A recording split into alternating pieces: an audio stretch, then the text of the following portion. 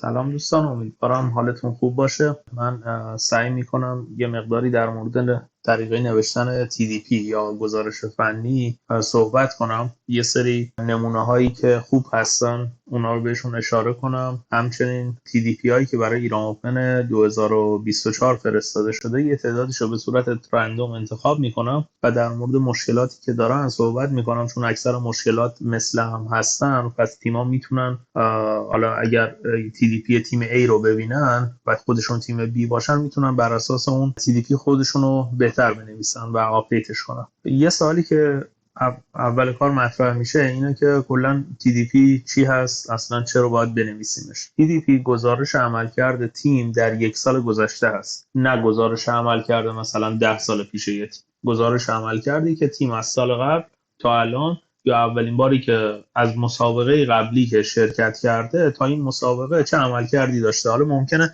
یه سری اشاره هم بشه به کارهایی که قبلا انجام داده اون تیم. هدف از نوشتن این گزارش فنی معمولا خب برای تایید فنی هست و گزارش فنی تقریبا میشه گفت مثل یه مقاله اعتبار داره و میتونید توی رزومتون ازش استفاده کنید. غیر از اینکه برای کوالیفای شدن استفاده میشه، این هست که به پیشرفت علم توی این زمینه هم کمک کنید. یعنی اینکه شما میگید من این کارا رو کردم، یه تیم دیگه میگه ما این کارا رو کردیم، سال دیگه که میخواد یه نفر شرکت کنه دیگه احتیاجی نیست از صفر شروع کنه، میاد TDP تیم‌های دیگه رو میخونه، ببینه تیم‌های دیگه چه کارهایی انجام دادن و به چه نتایجی رسیدن. حالا بر اساس اون انتخاب میکنه تیم خودش رو پیشرفت بده، کد بزنه، الگوریتمایی که انتخاب کنه میتونه از TDP های قبلی کمک بگیره. معمولا گزارش فنی حالا برای هر جا، هر مسابقه یا برای هر جایی که قرار ارسال بشه یه ساختار خاصی داره. معمولا اگه بخواید این یادتون بره کجا میتونید این ساختارا رو پیدا کنید، اگه برید توی سایت مسابقه اون سال روبوکاپ مثلا 2024.robocop.org که اینجا میبینید و برید قسمت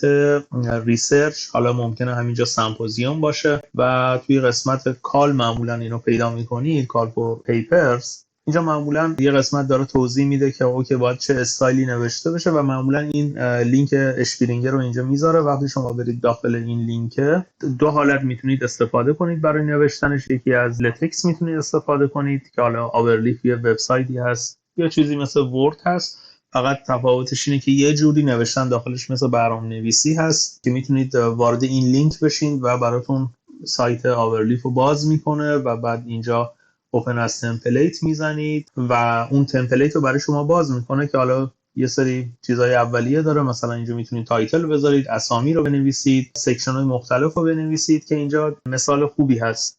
من فکر میکنم یکی دو بار که از آورلیف یا لتکس استفاده کنید، کار کردن داخلش خیلی راحت تر هست تا کار کردن داخل ورد. ولی اگه بخواید از ورد استفاده کنید، میتونید یکی از این قالب مایکروسافت ورد و تمپلیت ورد رو میتونید دانلود کنید و از اون استفاده کنید. سال گذشته ما یک ویدیو درست کردیم که حدود نیم ساعت هست در مورد اینکه چجوری باید TDP بنویسیم. تمام موارد مختلفی که داخل یه دونه TDP وجود داره، چجوری باید نوشته بشه، ساختارش چی هست، داستان از کجا شروع بشه به کجا برسه، چجوری رفرنس بزنیم و همه اینا توی این ویدیو توضیح داده شده. ولی توی این ویدیو هدفم این نیست که مجددا همه اونا رو تکرار کنم که چجوری TDP بنویسیم.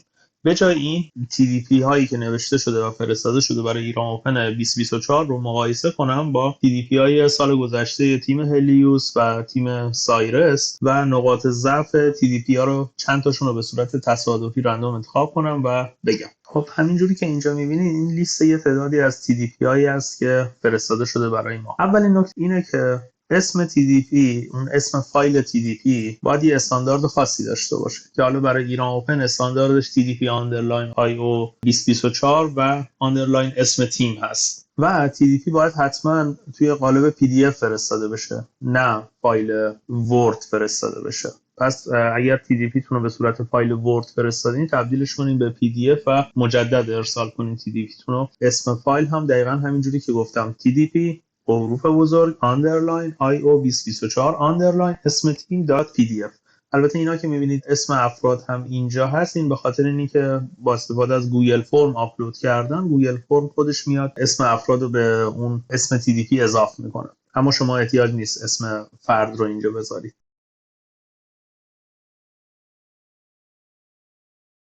خب من به صورت تصادفی با TDP تیم چمپیون شروع میکنم. اولین نکته‌ای که وجود داره اگه نگاه کنید الان این TDP تیم سایرس هست، این TDP تیم هلیوس هست، همینجوری که می‌بینید فونت این TDP ها با هم دیگه متفاوته. فونتی که باید نوشته بشه یه استاندارد خاصی داره و باید همه TDP ها از یه فونت خاص استفاده کنن برای نوشتن.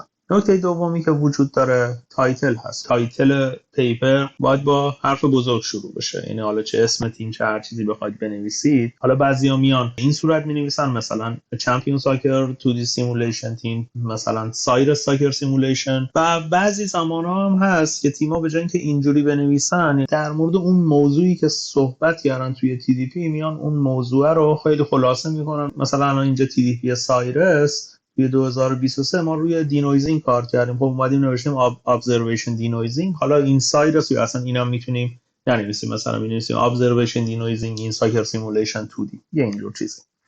یه نکته که وجود داره اول اینکه بین اسامی باید کاما داشته باشیم. حالا چرا این استاندارد توی این قسمت خیلی مهم هست؟ دلیلش اینه که وقتی شما پیپرتون رو یه جا آپلود میکنید، مثلا توی سایت آرکایو یا سایت‌های دیگه که وجود داره، یه سری ماشینای جستجو مثل گوگل میرن اینا رو پیدا میکنن. بعد وقتی گوگل اینو پیدا میکنه خب میبینه مثلا این یه تایتلی داره، یه سری اسامی اینجا هستن و میاد اینو وارد دیتابیس خودش که گوگل اسکالر هست میکنه. خب حالا مثلا الان اینجا اسامی بدون کاما گذاشته شدن.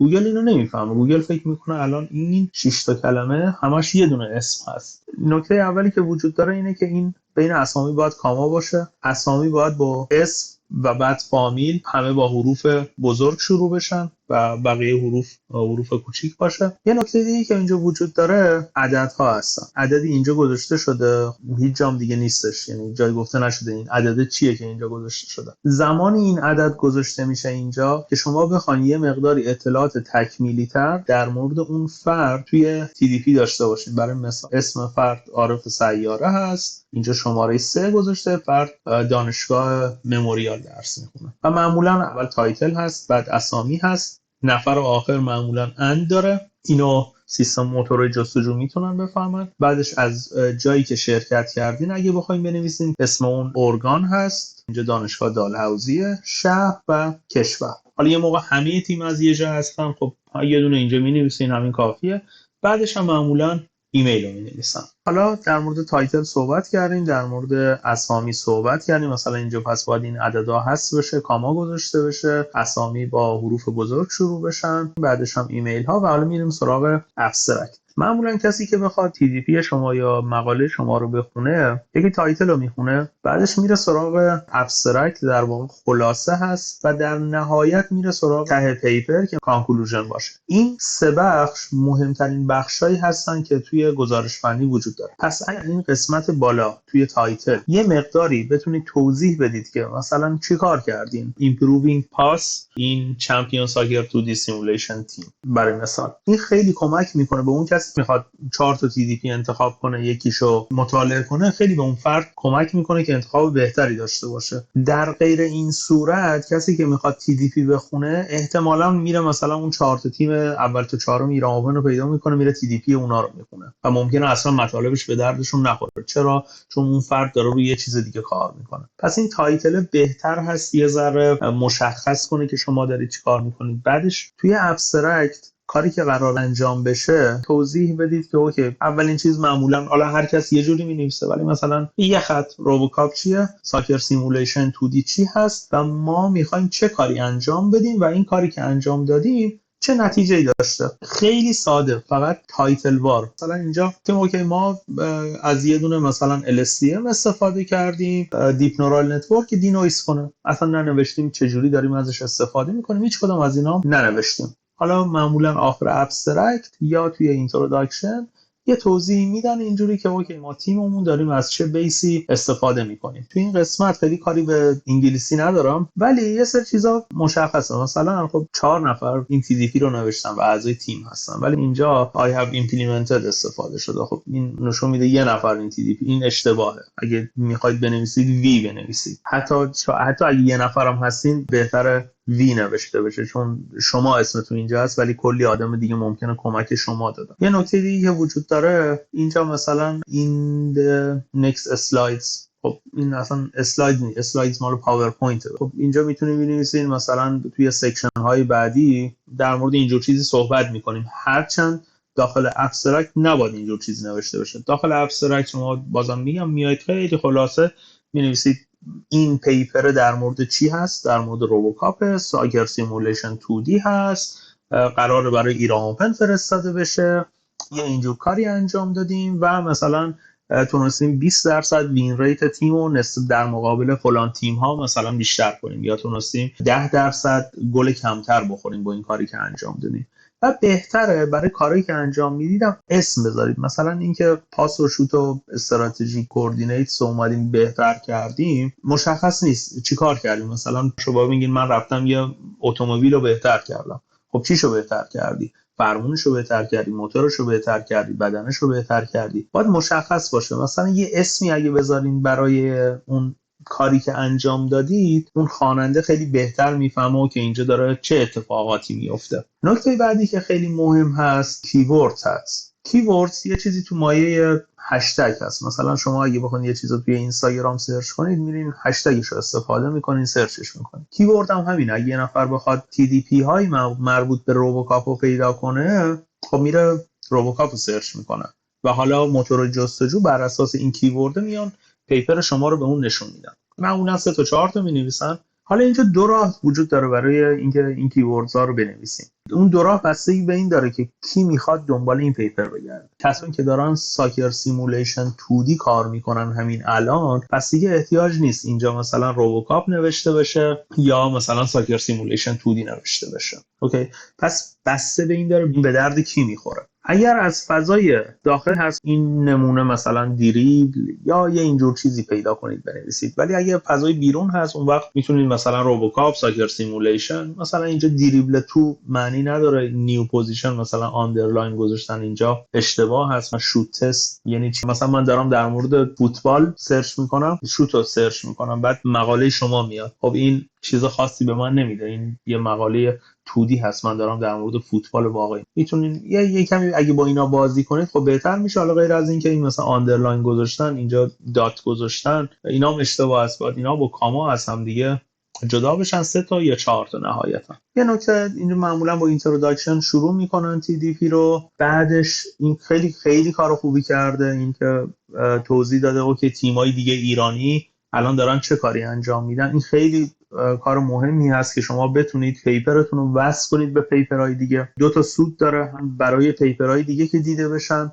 هم برای اینکه اگر کسی یه پیپری رو میخونه بعد میخواد یه کاری انجام میده، میره نگاه میکنه ببینه چه کسایی از این پیپر استفاده کردن، پس برام ببینم اونا چی کار کردن. یعنی اینکه رفت و برگشت به وجود میاد. پس این خیلی کار قشنگیه. حتما به همه تیم‌ها پیشنهاد میکنم حتما یه اینجور قسمتی بذارید، حالا چه ایرانی چه خارجی فرقی نمیکنه، و یه چند خط در مورد کارهایی که بقیه دارن انجام میدن یا خودتون در گذشته انجام دادین، چند خط حتما بنویسید توی TDP تون. این واقعا کار خوبی هست که انجام داده. اینجا یه سکشن داریم previous works in team، اینجا هم نوشته شده we started coding in 2023. خب این اسمش سکشن نیست، اصلا احتیاج نیست این سکشن وجود داشته باشه که اگه شما تازه شروع کردین اصلا احتیاج نیست یه سکشنی به این کوچیکی گذاشته بشه اینجا. یا اینکه یه نکته دیگه اینجا میبینم سکشن ها باید با حروف بزرگ کلماتشون شروع بشه. حالا کلمات اصلیشون مثلا اینجا Wش میتونه بزرگ بشه. در مورد تصاویر باید یه سری توضیحات داشته باشن که اگر کسی این تصویره رو به تنهایی میبینه، یه جا طرف توی گوگل سرچ میکنه این تصویر رو میبینه، باید بتونه بفهمه این عکس داره چی رو نشون میده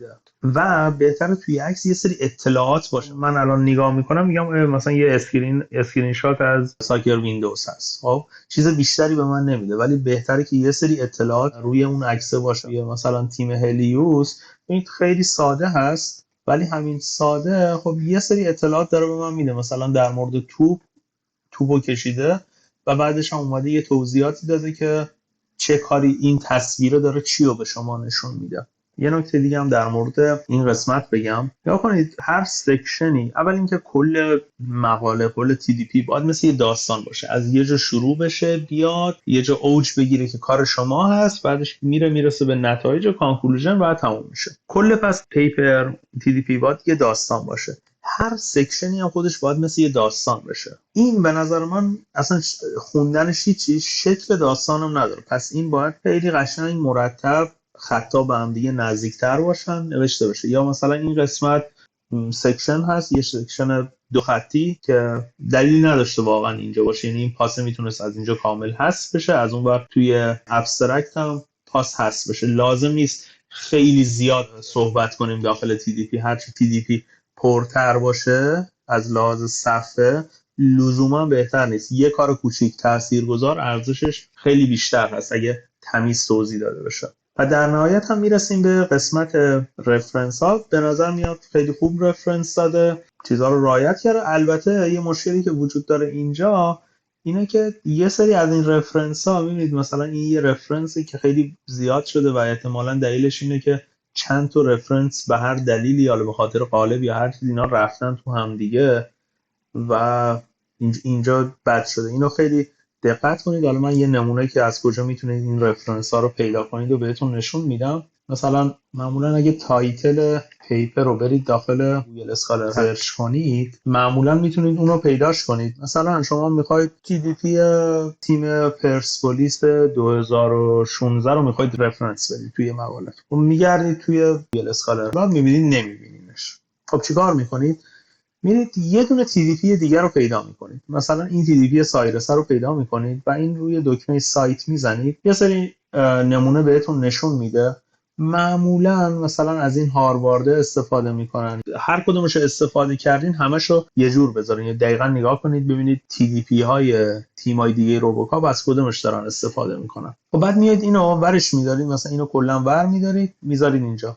حالا میاد نگاه میکنید ببینید اوکی مثلا این تایتلش کجا هست؟ تایتلش اینجاست. تایتل TDP پرسپولیس هم ور میدارید میذارید جای این. اسامی رو میبینید اوکی، اول فامیل، اسم کوچیک، اسما رو میذارید، بعدش سالش رو میذارید. دونه دونه اینا رو میتونید اوکی کنید. اگه TDP رو پیدا نکنه، اگرم توی گوگل اسکالر پیداش کردید که هیچی، از همینجا ور میدارید میذاریدش اینجا. و بهتره وقتی یه TDP رو میذارید اینجا توی متن بهش الان مثلا TDP نامیرا رو سایت کرده، خب اومده اینجا شمارش هم گذاشته.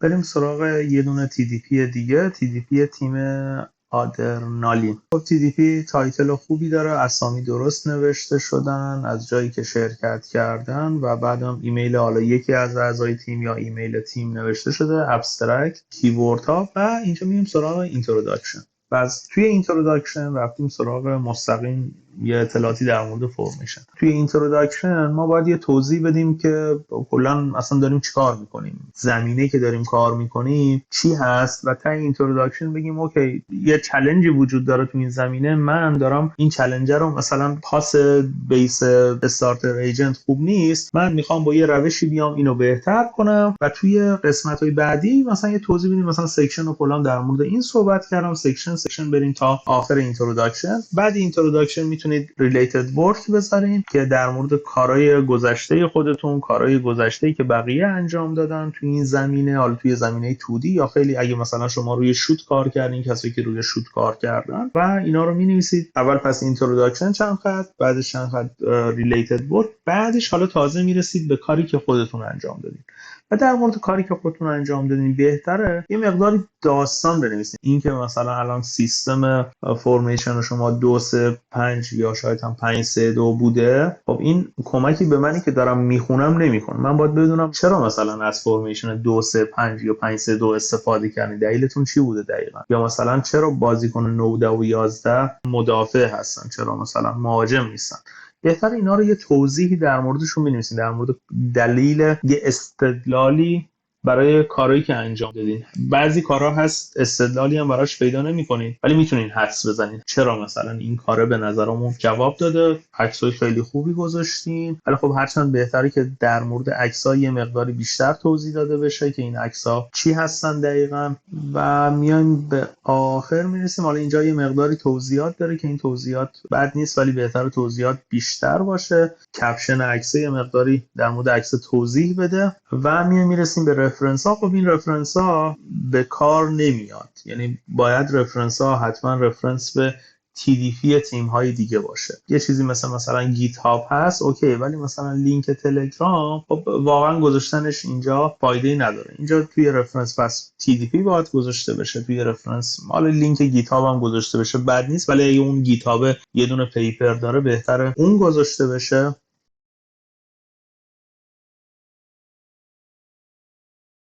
بریم سراغ TDP بعدی، TDP تیم آلفا. سریعتر میرم جلو چون خیلی چیزا تکراری هستن. اینجا ابسترکت نمیدونم چه اتفاقی توی فرمتش افتاده، این باید درست بشه مثل ابسترکت تیمای دیگه. خیلی خلاصه مفید و شکیل.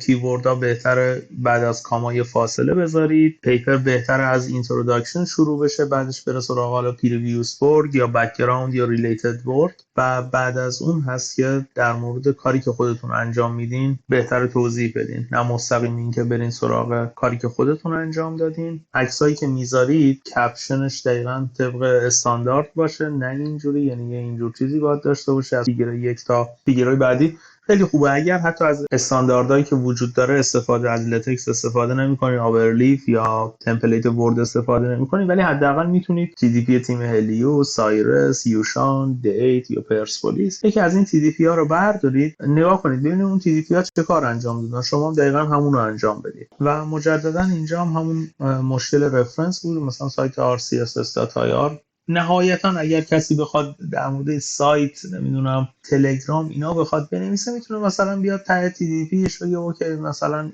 من از اینام استفاده کردم، بقیه هم میتونن استفاده کنن، ولی توی رفرنس برای کارهای دیگه علمی استفاده میشه، یعنی بهتره این استفاده رو ازش بکنید، نه اینکه لینک یه سایت و یا حالا گروه تلگرام یا مثلا اینجا یه داکیومنت لینکش هست ولی اصلا مشخص نیست داکیومنت چیه.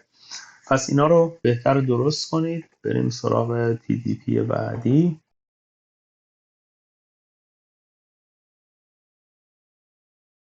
TDP تیم آنینموس. تایتل خیلی خوبه، حالا بد نبود اگر حروفشون بزرگ می بودن، حروف هر کدام از کلمه، اسامی اینا همه عالی نوشته شده. ابسترکت حداقل شکیل هست، یعنی شما اگه این پیپر رو بذارید اینجا، پیپر هلیوس هم بذارید کنارش، هیچ تفاوتی نمیدید آنچنان.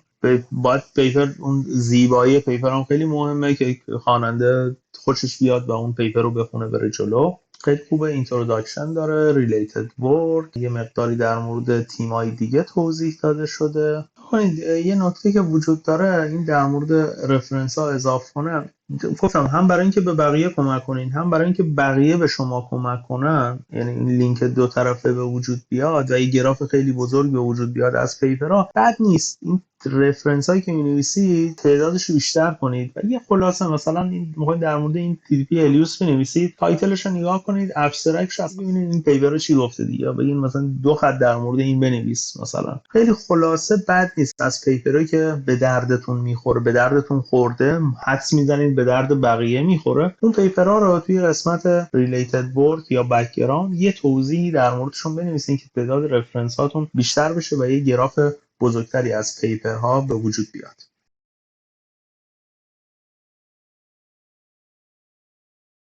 نکته که خیلی واضحه، خب همینجوری نگاه کنید تیم این TDP تایتل نداره. TDP باید تایتل داشته باشه، اسامی باید باشن، از کجا شرکت کردین، ایمیلتون چی هست، بعدش برین سراغ ابسترکت، بعدش برین سراغ اینتروداکشن. فونتی که استفاده میکنید باید مثل فونت TDP های دیگه باشه، نه یه فونتی همینجوری داخل ورد هر قسمت هر سکشن باید شماره داشته باشه، به این صورت متفاوت باشه یا بزرگتر باشه از بقیه متن. و همونجوری که گفتم مثلا رفرنس هم باید رفرنس های مثلا گیت هاب قطعا رفرنس نیست، گیکس فور گیکس قطعا رفرنس نیست، WT اسکولز اینا رفرنس نیستن. رفرنس باید پیپر های تیمای دیگه باشه، TDP تیمای دیگه که ایران اوپن شرکت کردن، جهانی شرکت کردن، توی سمپوزیوم روبوکاپ فرستادن، یا مثلا اگه بخواید لینک بذارین لینک گیت هاب، نه خود سایت گیت هاب، مثلا لینک بیسی که استفاده کردین، لینک ابزاری که استفاده کردین یا بهتون کمک داده، باید اونا رو بذارید اینجا، نه وبسایت هایی که حالا یه چیزی بهتون یاد یاد دادم. اگه بخواید اونو بذارین، مثلا میخواید از سایت WTD Schools میخواید تشکر کنید، بیاید این قسمت در پیپرتون یه قسمت میذارید برای تشکر از اون سایت بابت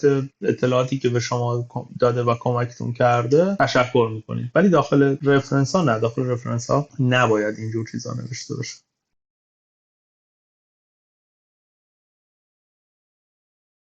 همینجوری که میبینید تایتل وجود داره، حالا قالبش دقیقاً استاندارد نیست ولی خب میتونست بهترم باشه. اسامی رو داریم از جایی که شرکت کردن و ایمیل اعضای تیم. خب خیلی خوبه که اشاره کرده از چه بیسی استفاده کرده. ایراد آنچنان ساختاری نداره ولی متن و کاری ندارم یا چیزایی که نوشته شده، اما ساختار TDP واقعا مثل یه TDP، یعنی وقتی شما از بالا میایید پایین یه TDP دارید میبینید، چیز دیگه نیست.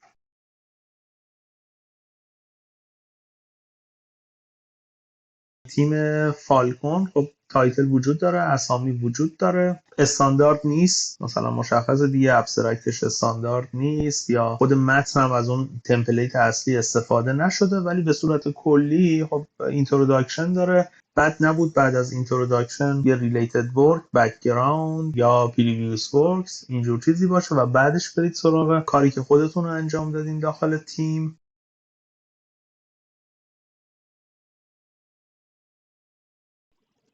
خب تیم FC Explorers اسامی اوکی هستن، فقط بهتره این اسامی یه کاما گذاشته بشه. بعدش هم مستقیم رفتیم سراغ ایمیل، ابسترکت رو داریم، بعدش کیوردها، اینتروداکشن، ریلیتد ورک. خب اینا اوکی. تنها نکته که من دیدم حالا توی اون ساختار اینه که تصاویر کپشن ندارن، یعنی بهتره برای تصاویر مثل اینجا تیم هلیوس یه دونه کپشن هم گذاشته بشه. مثلا یه اینجور چیزی اگه قراره گذاشته بشه خب دلیلی نداره اسکرین شات یا عکس از مانیتور گرفته بشه. یه تیبل میتونید درست کنید، اون اطلاعاتی که هست رو توی یه دونه تیبل بذارید، چون اون تیبل قابل سرچ هست. وقتی این TDP شما به متن تبدیل میشه گوگل میتونه توش سرچ کنه، ولی وقتی عکس اینجوری باشه خب نمیتونه سرچ کنه و خب این نباید اصلا اینجوری باشه. یه نکته‌ای که وجود داره این TDP این هست که خیلی تعداد سکشن ها زیاد هست. شاید واقعا احتیاجی نیست. وقتی تعداد سکشن ها زیاد میشه این یعنی اینکه پرسینگ که یه کار خیلی سختی هست 8 خط نوشته شده، 7 خط نوشته شده، ولی میتونستین به جای این پرسینگ رو حذف کنید، شوت رو حذف کنید، پاسینگ رو حذف کنید، دریبل رو حذف کنید و به جای همه اینا بیمدین دیفنس استراتژیتون رو خیلی بزرگتر و کاملتر توضیح میدادین. اینکه خیلی به چیزای ریز ریز بخوایم اشاره کنیم شاید خیلی خوب نباشه. مثلا میتونید اگه میخواید به کمیته فنی بگید ما خیلی کارا انجام دادیم، به جای اینکه توی TDP بیان یه موضوعی رو خیلی خوب تمیز توضیح بدین یا یکی دو تا موضوع رو، بعدش مثلا بیان یه گزارش دیگه هم بنویسین مثلا به کمیته فنی بفرستین، یا مثلا تهش بیان بنویسین اوکی کلا ما روی مثلا این 10 تا چیز کار کردیم، حالا 2 تاشو مثلا توی این TDP اشاره کردیم، لازم نیست همشو بنویسیم. و ته TDP هم کلا بهتره قبل از رفرنس اون کانکلوژن باشه که بگیم اوکی مثلا خیلی خلاصه چه کارهایی انجام دادم، به چه نتایجی رسیدم و مثلا بعداً میخوام، حالا فیوچر ورک هم میتونیم بزنیم که بعداً مثلا برای سال دیگه میخوام چه کاری انجام بدم که این کارو پیشرفت داده باشم.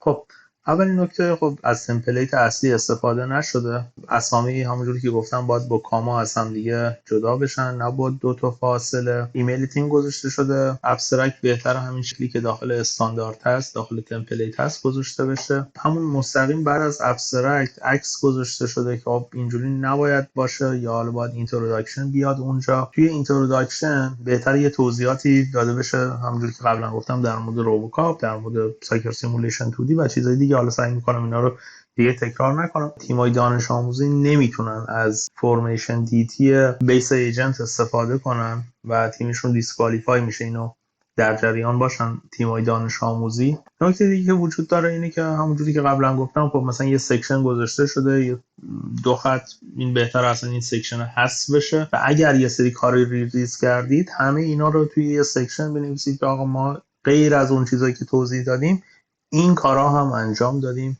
و توی قسمت رفرنس ها مثلا یه دونه رفرنس خالی هست، خب این باید حذف بشه.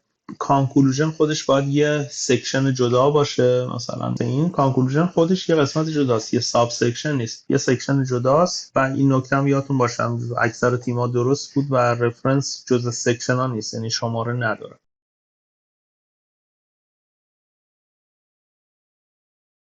خب اسامی هست از جایی که شرکت کردن، ایمیل تیم ها، ابسترکت، کیوردز، اینتراکشن یه مقدار بیشتر باشه بهتر هست.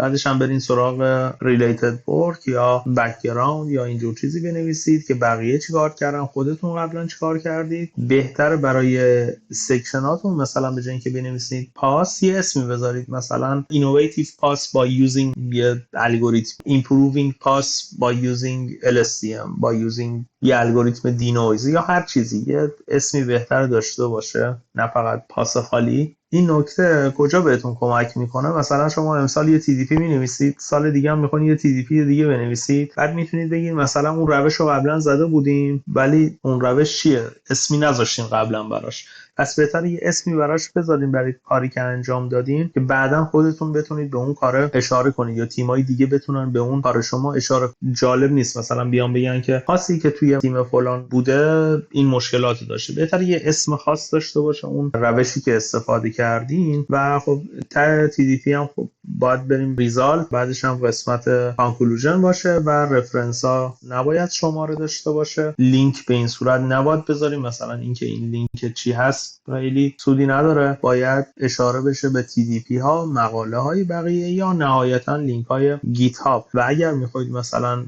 کتاب بذارید بهتره اون کتاب یا حالت استاندارد داشته باشه، مثلا اسامی نویسنده بعدش اسم کتاب، برید چک کنید، احتمالا اسم کتاب رو میتونید پیدا کنید توی گوگل اسکالر و رفرنس درستش رو بذارید اینجا.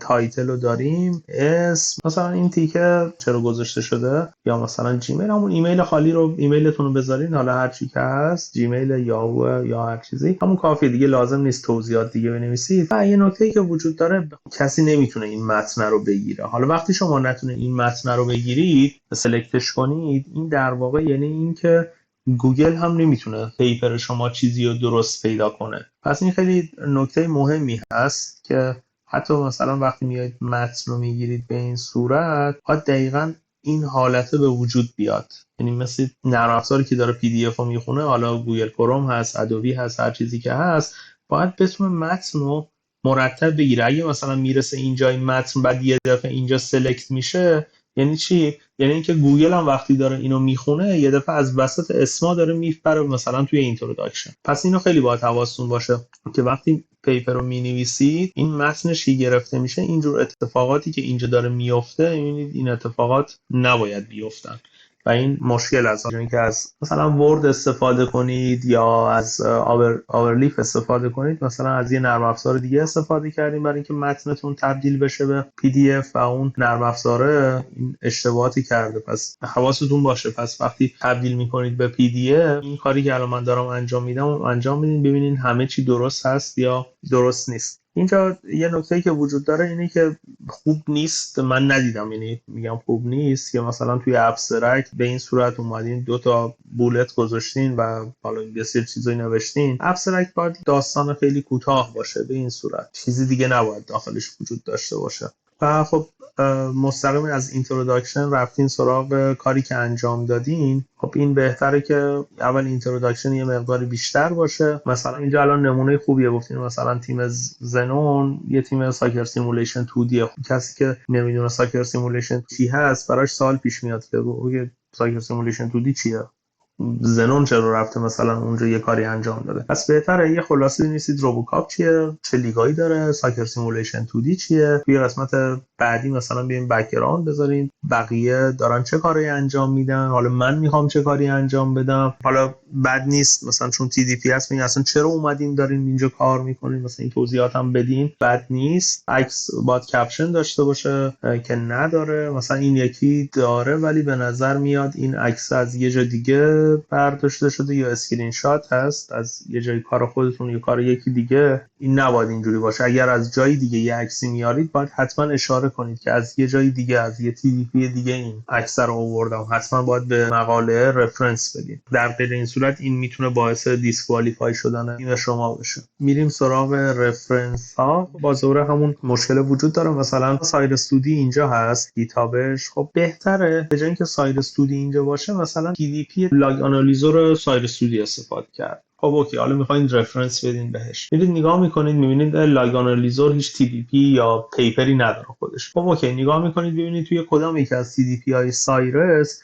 در مورد لاگ آنالیزور نوشته شده، بعد اون وقت اونو میرید رفرنس میذارید. مثلا هلیوس رو اینجا گذاشتین. خب چرا؟ چون که همه ما داریم از بیس هلیوس استفاده میکنیم، حالا یا مستقیم یا غیر مستقیم. خب باید نگاه کنید ببینید بیس هلیوس TDPش کجا هست، یا آیا در مورد خود بیس هلیوس پیپری وجود داره که وجود داره. و اون پیپر رو پیدا کنید، ما برید توی گیت هاب هلیوس و برید توی هلیوس بیس، همین پایین خود آکیاما اینا رو گذاشته. مثلا این پیپری که برای تیم هلیوس همینو کپیش میکنید میذارید توی پیپرتون. این خیلی بهتر از این هست که لینک بذارین. چرا؟ چون که وقتی شما لینک میذارین گوگل نمیفهمه این لینک چی هست و داره به چه پیپری یا به چه کاری اشاره میکنه. ولی وقتی شما بیاین تایتل و اسامی و حالا چیزهای مختلفی که اینجا وجود داره رو بذارید، این کمک میکنه به گوگل که بتونه اون پیپر رو پیدا کنه و کسایی که اون پیپر رو میخونن میتونن بفهمن که شما به اون پیپر سایت زدین، پس شما یه کاری در مورد اون انجام دادین.